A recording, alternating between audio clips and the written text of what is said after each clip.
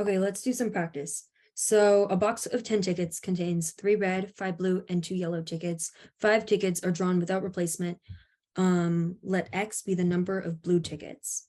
Part A is to find the probability that the number of blue tickets is equal to 2. So the first thing we should always do is identify the values of all of our variables. Okay, so I'm going to start with little g.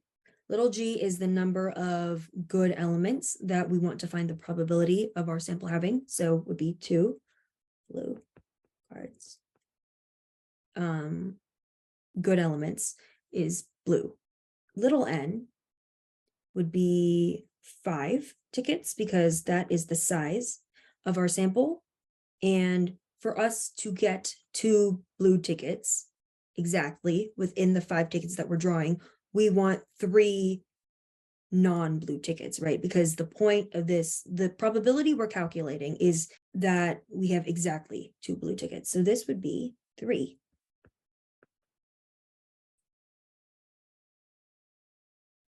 Okay, so capital G is the number of good elements in the entire pool that we're drawing from, which in this case is 5 blue tickets. So I'm going to put 5 blue.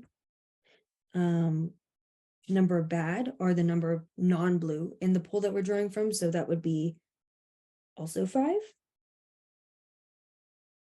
Yes, also 5. And the total would be this, big N would be the total, which is 10 tickets. Okay, now that we've identified those things, I'm just gonna move these a little bit over.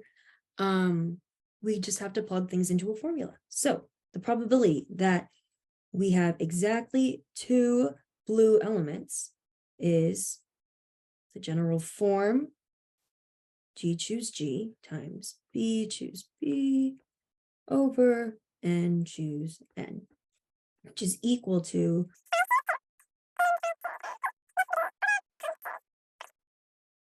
so the logic of this is we want exactly 2 blue cards. And so 5 choose 2 is the number of ways you could choose 2 blue cards out of the 5 that are in there.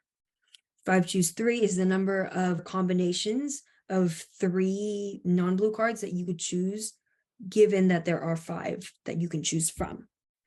And 10 choose 5 represents the number of different combinations of 5 cards that you can draw from a pool of 10 cards or tickets.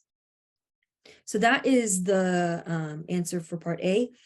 You can just leave it like that. You do not have to simplify it. And so let's move on to part B. Okay, part B is the probability that X is greater than 2. So if we draw a sample of 5 and we want the probability that there are more than 2 blue cards, that's the same thing as saying the probability that X is either 3 or X is 4 or X is 5. Because for it to be greater than 2, it can only be 3, 4, 5. So what we do is calculate each of these probabilities and add them up. So similar to the way probability of X equals 2 is calculated, we use the same sort of formula to calculate probability of X being 3. In fact, the only thing that changes is these 2 numbers. So in order for us to have 3 blue tickets, we would want 3 of these and 2 of these. For this one, it would be the same, right? Except that we would want 4 blue tickets. So choose 4. And we would want 1 bad ticket over 10 choose 5. And this one would be 5 choose 5. And then 5 choose 0. And 10 choose 5. Notice that the only things that are changing as X, these possible values of X change, are the number of good elements and the number of bad elements, right? And so if we sum all these together, that's the probability that X is greater than 2. Okay, cool. So let's move on to part C, which is the expected number of blue cards in the 5 cards drawn. So expectation of a hypergeometric random variable is on one of the previous slides, but it's equal to n times big G over big N. And this is only the case if X is hypergeometric. If it's binomial, this formula is not right. So, okay, we want the expected number of blue cards. So all we have to do is plug things into the equation again. So little n was 5, because that's the number of tickets that we are drawing a sample of. Big G is the number of good elements in the whole pool, which was 5 blue cards. So I'm going to put 5. And big N is 10, because that's the size of the pool that we're drawing from. So the expected number of blue cards is equal to 25 over 10.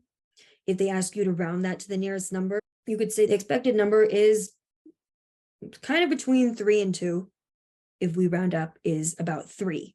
One of the observations I want you to make is expectation does not need to take on one of the possible values, right? In this case, the expectation is 2.5.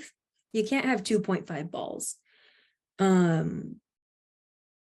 Expectations interpretation is really as the average, sort of like the balance point. If you were to draw 5 cards out of these 10, like a lot of times, on average, you would have 2.5 blue balls.